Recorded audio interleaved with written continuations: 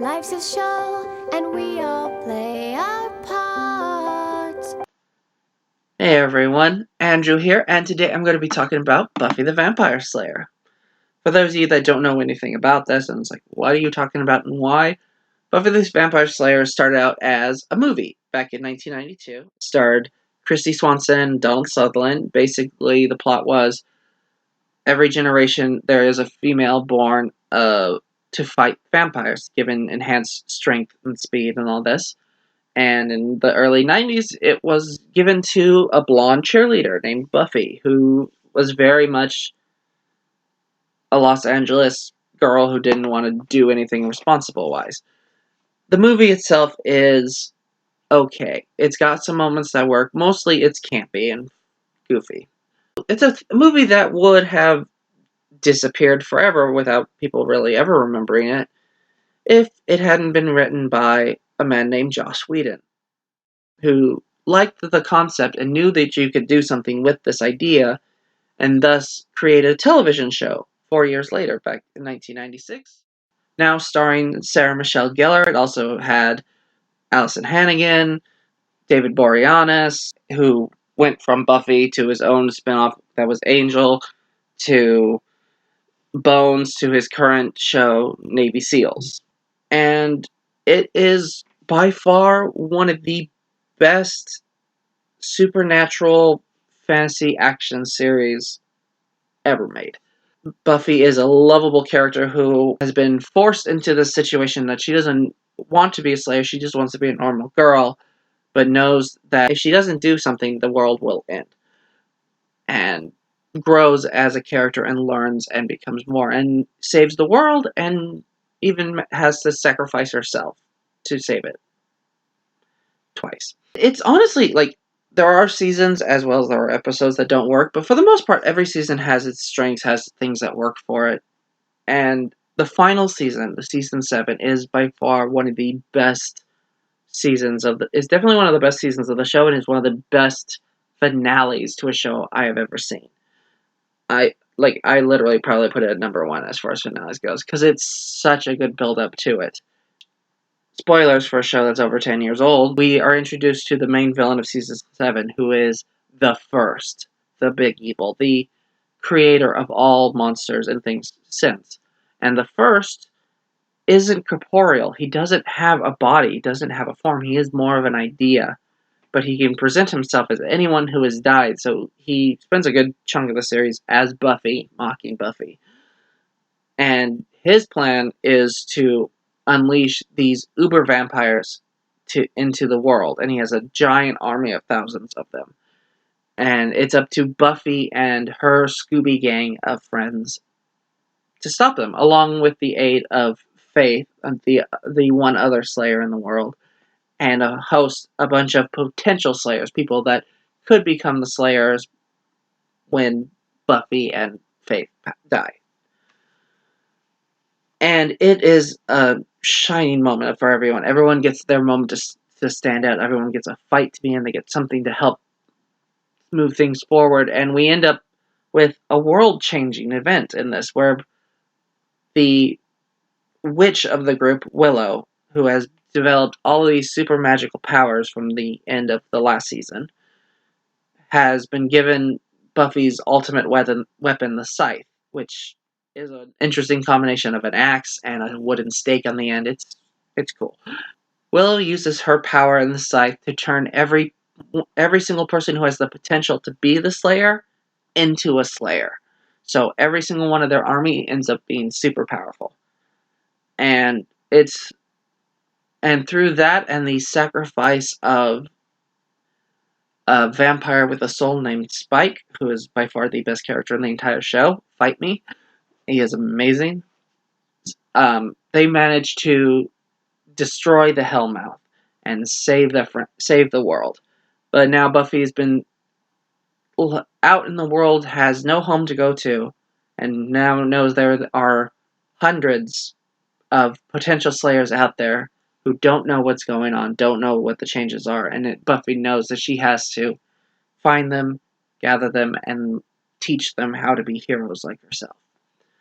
And that is an amazing ending to a show. That is perfect. We see the evolution of her through every season, of starting as the girl who wanted nothing to do with this life, and only did it because she had to choosing to be this, to embracing both being a person and being a Slayer, and to becoming the best of the Slayers, to be one of the best Slayers in history, to knowing now that she has a responsibility and the power and the duty of training the next generation to be as strong and as capable as she is.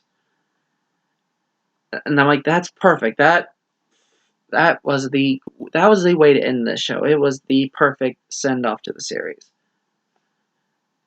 And then a few years later, they made a comic book.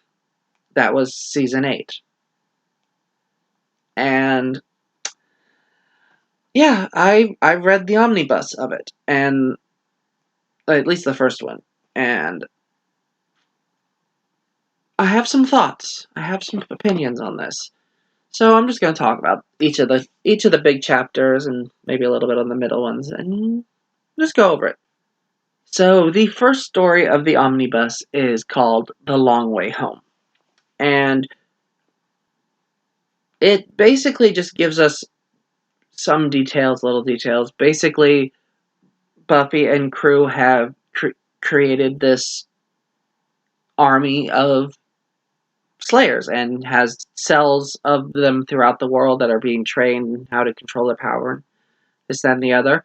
The entire base and day-to-day operations are run by Xander, who, with his eye patch and the way he's wearing his clothes and outfit, looks a lot like the old version of Nick Fury. And he doesn't do too bad in the role. He fits it fairly well. We find out that Buffy has been moved to a castle in Scotland where she's training a large cell of other Slayers. And then they explain that, because of who she is and the importance that she is, that they have had to take on 2 other Slayers who are of similar build and look and turn them into doppelganger Buffys who help hide her true identity or where she is. One has gone underground, literally, and the other has gone to Rome, Italy, and has made herself very visible and has been dating this person known as the Immortal, and basically as the person drawing attention, making herself as visible as possible.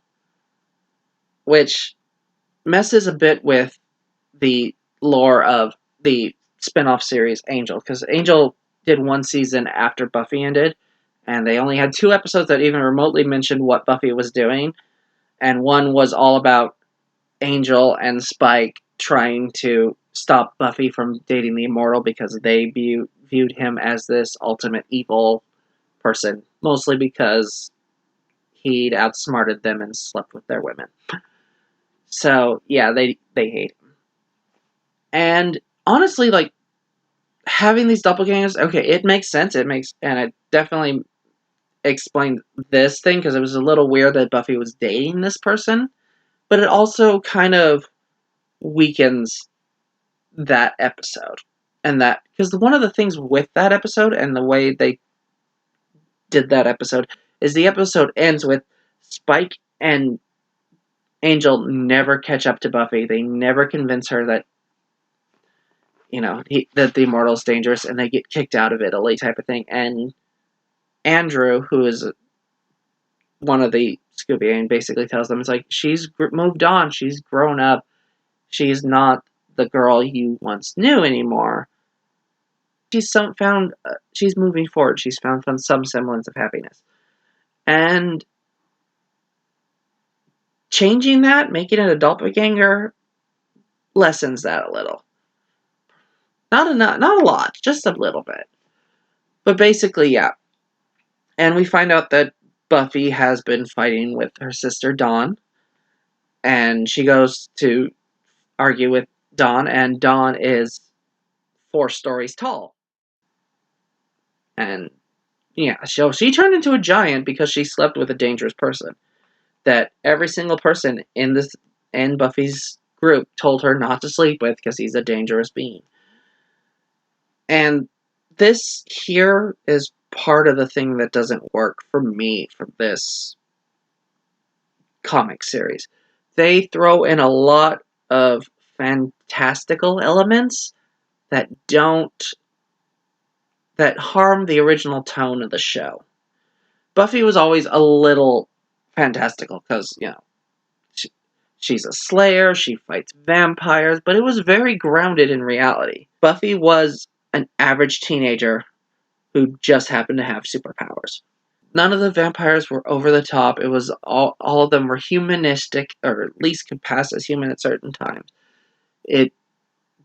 She wasn't befriending magical beings. They weren't turning into giants. I mean, there would be an episode where things like this happen, but the fact that Dawn stays a giant through the entire the entire omnibus, she stays a giant up until the very end, where she's then turned into a centaur, is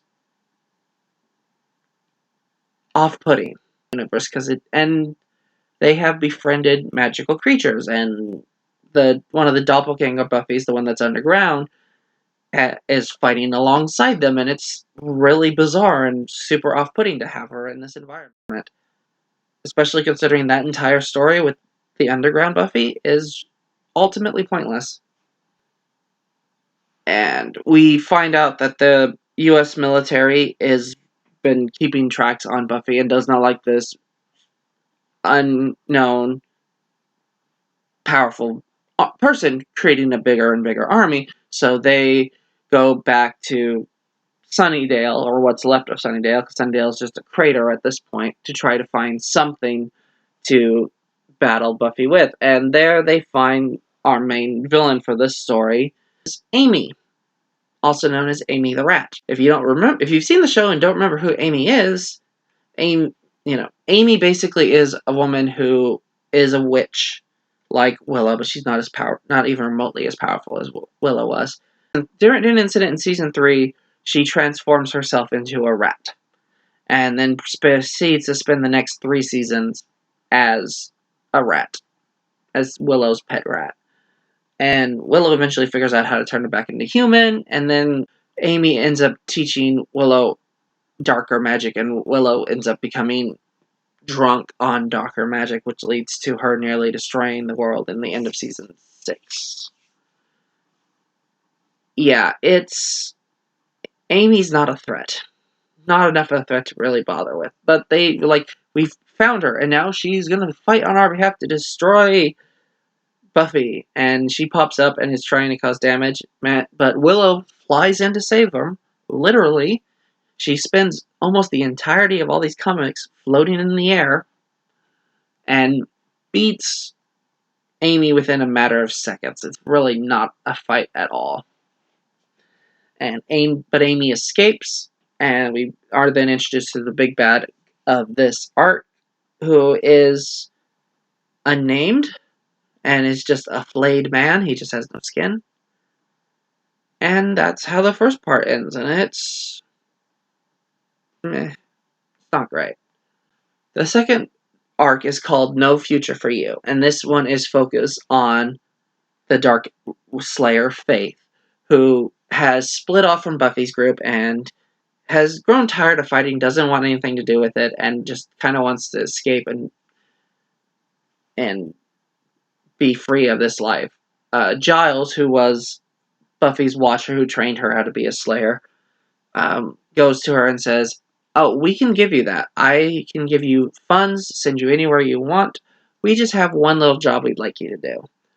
We have a rogue Slayer who is very malicious and evil and has been torturing and murdering people. And we need you to take her out."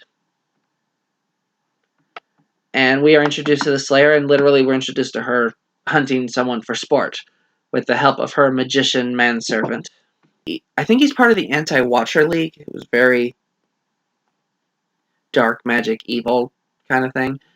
And Faith and this girl end up hitting it off right away. And turns out this girl is obsessed with killing Buffy. And Faith is like, of course she is. Because everyone's obsessed with Buffy. Because no one cares about Faith, everyone cares about Buffy. The magician uses his powers to summon Buffy so that the rogue slave can kill her. And Faith ends up trying to save her and then tries to kill her. She literally is strangling Buffy before she's teleported out by Willow. And then the rogue slayer dies.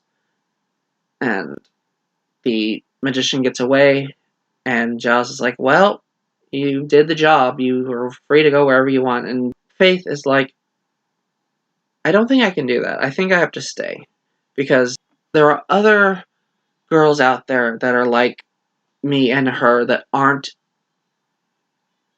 squeaky clean like Buffy, that need someone who's willing to show them that there is a way to be this, the way to be better, even if you are a little darker. And Giles is like, alright, that sounds like a good idea.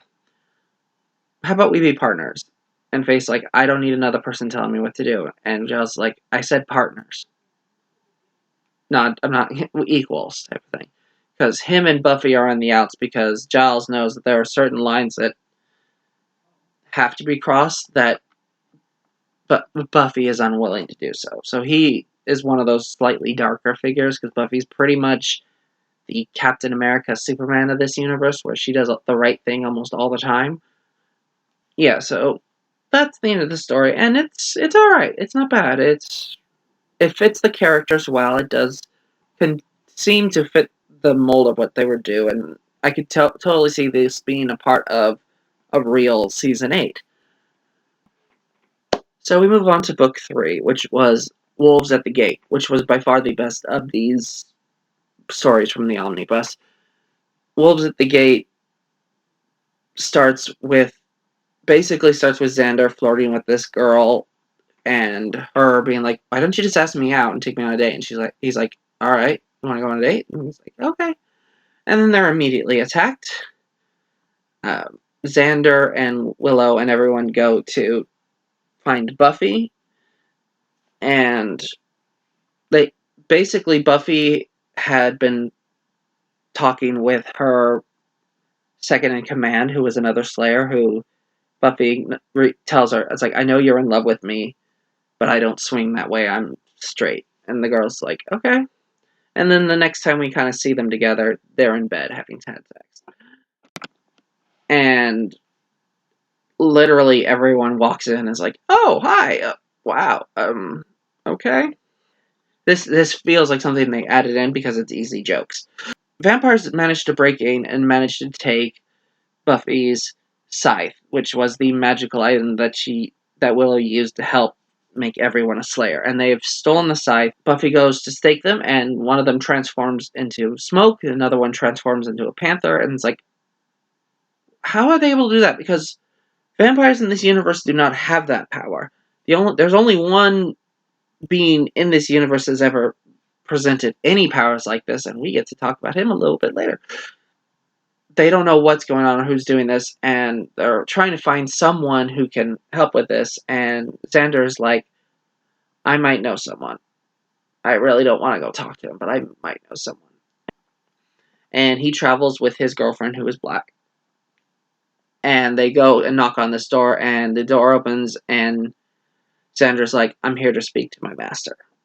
And if you know the show, you know exactly who this reference is. As if you do not know the show, it's Dracula. Because Dracula showed up exactly one time in Buffy, and he turned Xander into his manservant and controlled Xander's mind. And is one of the few monsters that Buffy didn't actually kill. She tried. She staked him. He turned into a pile of dust. He didn't die.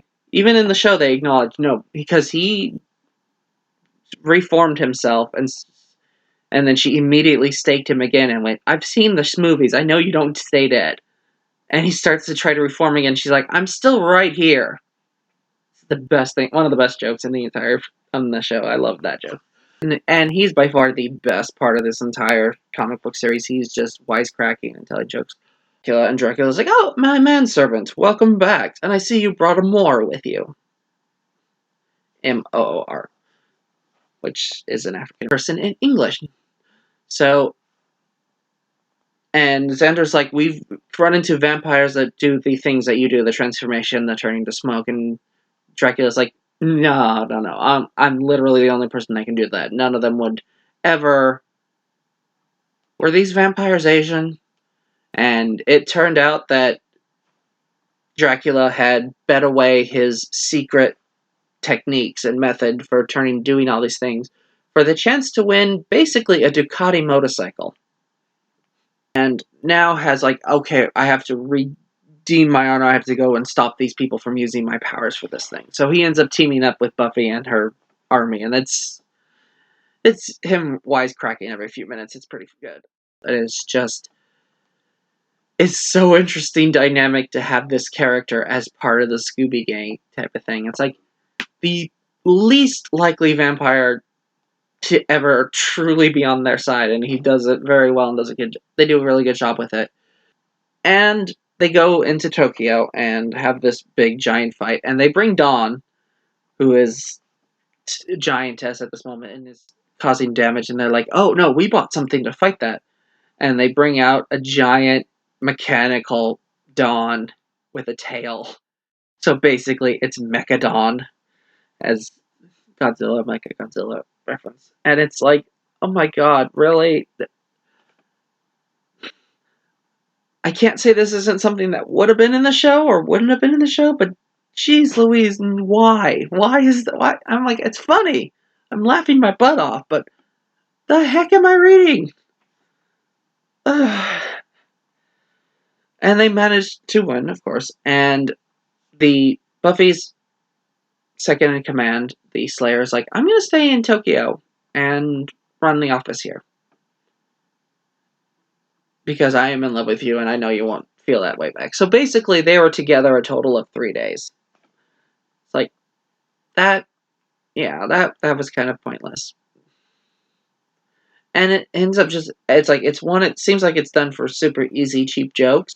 And second, to just have a shot with Buffy with another girl in bed type of thing. Although it does add an interesting element to Willow's character, because Willow is a lesbian, and she has this weird combination of jealousy and interest. And it's like, because during the flight to Tokyo, she was talking to the girl who's up with Buffy, and she's like, you need to tell me what it was like. What's she like in bed? And then they get to another point, and it's like Buffy and Willow are together, and Willow just blurts out, you know you're not on my list, right? People I would sleep with. And Buffy's like, well, you're not on mine. Well, that's good. Good. It's like, I'm pretty certain Willow is pissed that Buffy had her first lesbian experience with someone else. Yeah. But that was the third book, and it has good comedy, good story structure, good stuff built into it. It's not as ridiculous and over the top as some of the others were, except for the whole Mecha-dawn thing, but that was clearly meant for laughs. Okay, but overall, I enjoyed it, and it had a good sad moment towards the end. But yeah, it's the best of these short stories. And the fourth and final short story that I'm going to talk about is called Time of Your Life. And I'm just going to breeze through this because there's not a lot here to bother talking about. It's basically Buffy gets sucked into a time portal, goes to 1,000 years in the future, is told she has to prevent certain things from happening or the world will end. They do this big reveal of, like, this person has been the one who sent you. And she pops up, and if this had been the show, I would have been able to go, I know who that is right away. In the comic, I'm looking at that going, who in the hell is that? And then it took a moment for me to realize. And then it clicked as I kept reading. It's like, this is Dark Willow, who apparently not only is able to live 1,000+ years, but somehow during that time frame went from being good back to being evil. Which we've seen before. Basically, to become an uber witch, to become the biggest witch, she absorbed a lot of dark magic. and nearly destroyed the world in season 6 as a result, but managed to learn and grow and become a more balanced witch. But apparently, in the 1,000 years between this point and the future, she went back to being evil. And yeah. And then Buffy stakes her and goes home. It's super pointless. Like, I can understand it's setting up for future things, but it was just the most, why am I reading this? What's the freaking point of this? Ugh. And there were a couple little short stories throughout. None of them are worth mentioning, basically, at all. The only one that's kind of interesting is there's a scene where Buffy's having a dream, and she sees herself being tortured by the priest from season 7.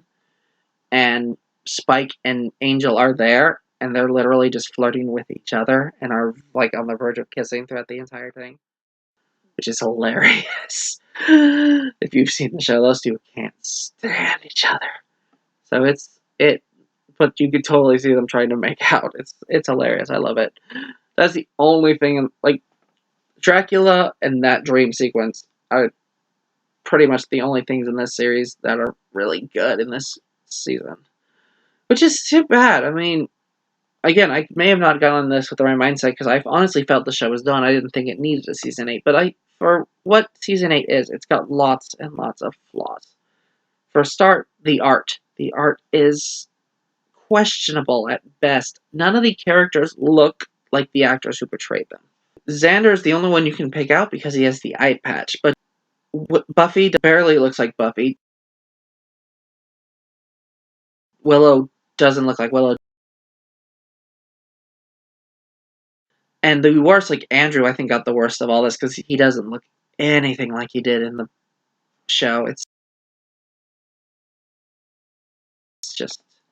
The only ones that kind of look like themselves are Faith and Giles. Those are the only ones that are even kind of close. Everyone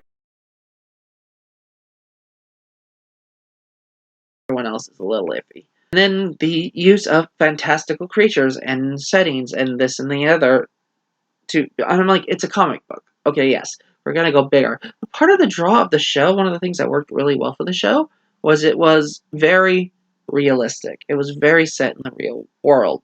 The villains, while some were fantastical, nothing was over the top. Everyone was something human-shaped. They weren't Mecha-dawn or anything of that nature. And they weren't friends with a lot of these things. Like, there was one or two demons that Buffy and them were okay with, and usually that's because they were presented as completely harmless. But they weren't. They weren't hanging out. They would just talk on occasion. So it's such a weird thing to throw in all of these fantastical creatures. Like, here are elves, here are goblins, and it's just like, honestly, like, the musical for Buffy, when they did in season 6, has a line that sums up my entire thoughts on this, or at least on the way they chose to do some of the stuff, which is, the line is, every single night, same arrangement, I go out and fight the fight, still I always feel the strangest estrangement, nothing here is real, nothing here is right. And that's really what this comic felt to me, all of them. It's the same arrangement, it's the same idea, but nothing feels real and nothing is right. And the only thing that's kind of right is the language, the way it's written, and it should. It's written by Joss Whedon, which kind of makes me mad, because the person who should understand this series the best and have the most thing into it chose to do these really odd choices that I don't agree with or understand.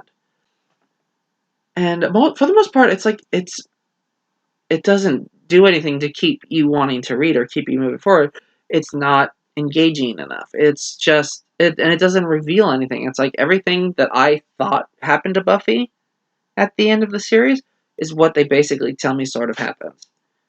Except for the whole lesbian and Mecha-dawn thing. But, her leaving and developing an army of slayers? Yes. Her friends growing stronger and becoming important parts of this army? Yeah. Faith and her having a split, and her and Giles having a split? Yeah, no, I'm not surprised by that either. Most of this is straightforward. There's nothing here that really warrants it being another season. I mean, we are introduced to a big bad, but he's not named, and with the art style, even if he was skinned, I doubt I could tell you who the heck it was.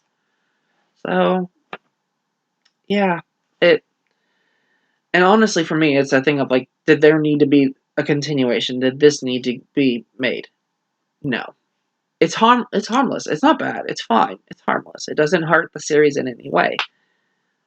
But it's not a finale that needed to have more of. It's perfect. It's nearly perfect. It's spot on. It's the perfect arc of Sunnydale and Buffy's time there. She goes into it as a child who doesn't want responsibility and doesn't want to do things. She just wants to have fun in a normal life.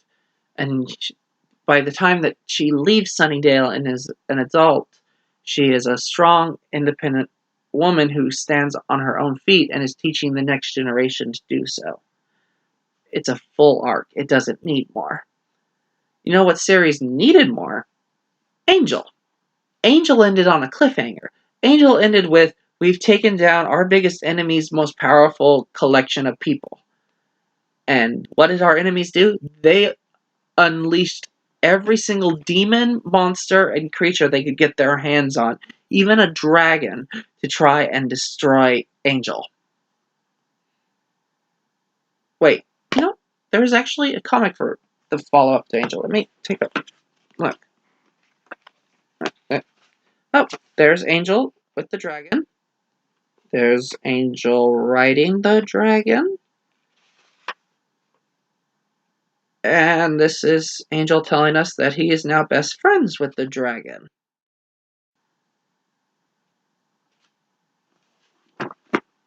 Yeah. No, I'm not reading that. Nope. Yeah. The Buffy Season 8 is fine. At best. But definitely better than the way Angel is going. Bye. I always feel the strangest estrangement. Nothing here is real, nothing here is right.